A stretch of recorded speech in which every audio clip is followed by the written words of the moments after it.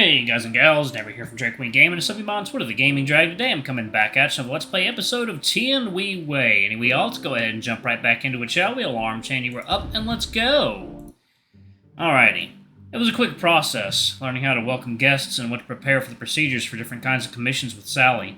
And now, it's opening time for the TianHeHui to welcome visiting guests.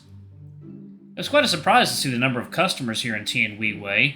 Both me and Sallye quickly became entangled in the job of interacting with the guests, not to mention a large number of the guests were actually here to see Colonel, the doctor.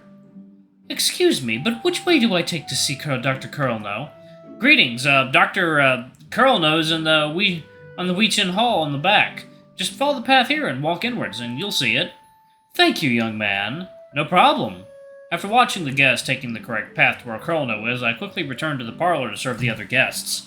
Can't believe many are here to see Colonel. I thought he was just boasting. The patients you just talked to are all Colonel's old clients. Colonel saved their lives before, so they trust him completely.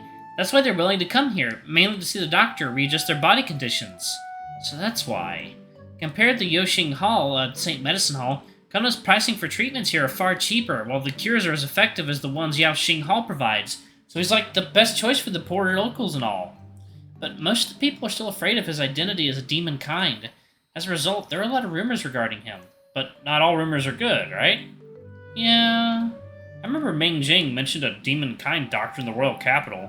Must have been referring to Colonel. Even though Colonel bore through all the negativity and pressure that surrounds him and ignored other people's perspectives of him, how does he himself really think about all this? Next, please! Just then, Sally's greeting interrupted my thoughts, making them returning to focus on the job in hand. Greetings! I would like to apply for delivery commission. Please deliver the goods here to the Northern District, Shingan Street, to Weiyaoun. Really fucking up the pronunciation, y'all. An elderly walked in with a walking stick, carrying with him a sizable box. Looks like these are the goods he wished for us to deliver. Sir, if you want to go to Shingan Street, a carriage would be more suitable. May I ask you why you would spend extra to consign the job to us? My partner's condition isn't great lately, so she needs someone around to take care of her. But our daughter hasn't been back in a very long time, so we wanted to post some things to her. I see. Please give my regards to your partner for her recovery soon. If so, mister, please fill out the form here. I quickly responded and returned to my post, digging through the document bag with the corresponding commission calmly, finding an empty form for him to fill out. Thank you, young man. No problem. Brush and ink are over here, but if you're used to using fountain pen, we have some available too. No need for those. The brush is enough. He smiled and nodded at me, taking the form from me, before picking up the brush on the table and began filling out the form requirements. Second, y'all, let me, I'm gonna try something here. I'm gonna put some beans on it. Yeah, I'm gonna put the beans on it. There we go. Tried something weird with my tea. Hell yeah. There we go. He smiled and nodded at me, taking the form from me before picking up the brush on the table and began filling out the form requirements. Seemed like you used the procedures here already, Tex. It's okay enough, I suppose. I must thank you for being so patient with me, trying to explain everything for me. It's because you're a quick learner. You're already able to use the new skills in your work already. You over-compliment me. I'm finished. Oh, alright, let me see. I took the form from the guest. Speaking of, I don't have any recollection of seeing this young man here before. Is he a newcomer? Yes. It's normal you haven't met him before. This is Tex from Morrow. He just began his apprenticeship here yesterday. Hello!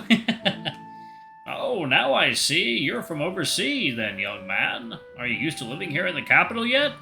I began chatting back with the guest while still reviewing the form. I've only been here for 2 days, but overall it's not bad for me. But all kinds of customs here must be very different from your homeland, right? Yes, but everyone here in TianHeHui has been so nice to me. They helped me prepare many things, so the transition to life here hasn't been difficult for me at all. That's great to hear, young man. If so, do your best then. Back to the goods, sir. What's inside the box? If it's alright with you, may we inspect the contents within? Oh, no problem. Just a few clothes, as the weather is getting a little colder. I want to give my daughter some extra warm wrapping. How kind of you. Tex, please open the box and review the contents then. Okay. I put down the form and opened the box from the guest's hand. Delivery commissions usually go through a content check in case of someone trying to smuggle illegal goods out from our commissions. But before checking, we'll need permission from the client. If the client refuses to show the interior goods, then extra forms and contracts must be signed. I opened the box and saw a sealed bag with some exquisite clothing. From the sealed bag, and a unique smell permeates from it. Whoa, what's this? Smoked pork. My daughter loved our homemade smoked pork since she's little, but lately she's been working there non-stop and doesn't have the time to come back and have some, so I prepared some to send her. What a pleasant smell. Sally looked at me and covered her mouth while smiling quietly, as if a little plan has gone off in her head. Seems like the goods are legal, no issue at all. To have a caring father like you, your daughter is very fortunate. Ha!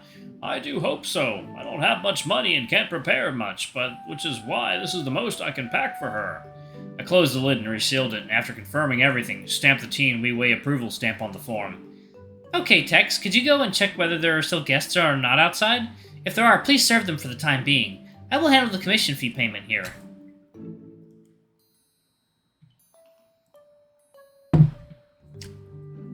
Oh, alright. I rose from my seat and went outside the parlor. It looks like business is good in TianHeHui, but why is everyone behaving like they're struggling and short of money here then? Alright, next guest, please. Coming! Coming! Please come on in! I waved at the guest and led him into the parlor. At the same time, I noticed TianHeHui and Baiyu coming from the other side, carrying all sorts of small and big items, seemingly heading outside. Where are they going? Yo, Tex, how's it feel working? Before I could wave at them, TianHeHui responded with enthusiasm, and Baiyu turned after him, walking towards me. I suppose you haven't encountered hard-to-tangle guests yet. Not so far, and first day's very interesting, too. But it seems you don't need me to worry much. Listen here, if you meet guests like that, just beat 'em up. That'll make them behave and listen to you. What are you trying to teach him now? I'm passing down my experience. Now I understand why they won't let TianHeHui take on front desk role anymore. But looking at your attire and items, are you guys heading out? They shrugged, a face of acceptance and resignation revealing the burden at work. Me and Mosiah need to deliver the latest report of our assignments to the higher-ups. And didn't we just come up with some new brainstorms regarding our meeting back then? Also, some previous case files all need to be handed back to the Zhongshuhui?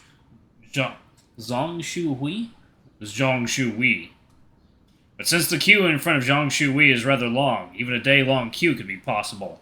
To make it back before evening, I have to head out now. I see. It'd be tiring then. What about you, TianHeHui? Some overdue assignment we accepted previously. If we don't finish it soon, we're gonna get complaints again. Again? Did you guys receive complaints before? More than that. Thanks to this guy's and Chrono's heroic actions, we've been listed on the dangerous organization blacklist by Zhongshuhui. I knew it! Lies! Sometimes you're part of it too! Yes, it's my negligence in taking care of you kids, okay? Tiredness etched on his face. Baiyu rebutted him feebly. Suddenly I remembered the sounds of thunder coming from Master's loft and asked quickly of Baiyu before I could stop myself. Baiyu, something happened at Master's loft. Is there something wrong? Caught by surprise by my question, he stood there, hesitating in his response. Nothing serious. Don't you worry about it. Just focus on your job for now. Then we shall head off now. Good luck with your work, Tex. Be careful on the way, you guys. Remember, if you meet anyone you can't talk your way out of, use your fists, especially since you're good at it. I am not following your advice on that for any guests. After seeing TianHeHui and Baiyu off, I returned to serving the arriving guests. While initially I thought it was relatively easy from Sally's description of the job, but doing it myself is a different story. It was different from labor jobs. I need to use my brain quickly in providing the clients the best way of registering their commissions and express it in a polite way. The tiredness comes from usually the gap between customs and different cultures. Sometimes things I felt taken for granted may have a different meaning here. But thanks to Sally's constant help on my side, I didn't feel too awkward about it. While serving the guests, I did face a few complicated clients. Of course, I refused to follow TianHeHui's suggestion of beating them up, and rather patiently resolved this with Sally. After a while, with most of the guests were served, we could finally rest for a while. I slumped on the stool, looking at the ceiling, and took a deep, long sigh.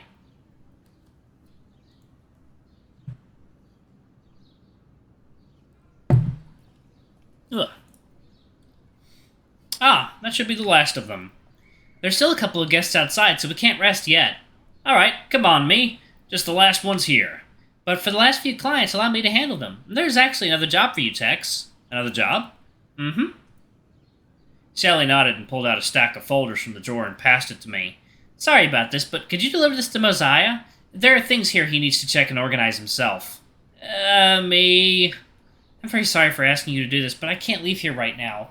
She clasped her hands together and looked at me pleadingly. Looking at her like this, I had no choice but to take the files and nodded. Speaking of, since Old Master has agreed to it, I should have his approval then. And he won't say anything to me anymore, right? Alright, I'll go then, but where can I find him? Check the record storage hall. If the door's locked, then he should be in his room. Okay, then. After taking the files, I left the parlor and headed towards the storage hall. On the way there, my heart pumped with fear, my mind filled with how I should respond when meeting him. What kind of greeting? What kind of attitude? Thinking back to his terrifying expression, cold sweat began to form all over my back. Don't be a scaredy cat, me! When I arrived at the record storage hall finally, and seeing the tightly locked doors, I gave a sigh of relief. Clearly Mosiah is not in here. Whew! Wait, why am I dropping my guard? He's not in here, then that means he's in his room. Wouldn't that be worse? But what kind of room Mosiah has? Judging from his personality, could it be just mountainous-sized stacks of files and scrolls? I began walking into the inner court fearfully. Maybe because of my intriguing curiosity, I began envisioning what his room would look like. Wait. Even a normal person would be reduced to abnormality if they just sink themselves in work all day. In another angle, maybe Mosiah is strict on the outside, but thinks like a little lady and puts all kinds of cute toys in his room kind of person. I quickly shook my head. Absolutely not! If something like that happens, I really need to check my own head for abnormality. Or maybe his room is filled with all kinds of weapons, or bloody trophies of war. The more I dwell on my imagination, the more ridiculous the imagery in my brain looks like.